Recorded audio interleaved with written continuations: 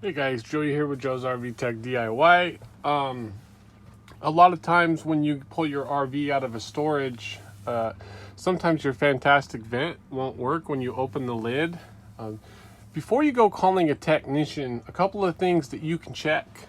One being this fuse here, but if it was working when you parked it, most likely on the top of a lot of these fantastic vents, they have rain sensors and they also have a plunger. Now, if that plunger is dirty and gets stuck, sometimes if you run it up and down a few times, it will actually complete the circuit and allow the fan to turn on. This particular unit, all I did is run it up and down 3 times and it started working. So now I know I need to go up top and I'm gonna clean the plunger.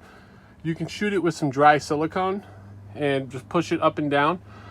It's a little brass piece. Sometimes it'll be silver. Most of the time it's brass. And it's typically right in the corner here if you were on top of your roof.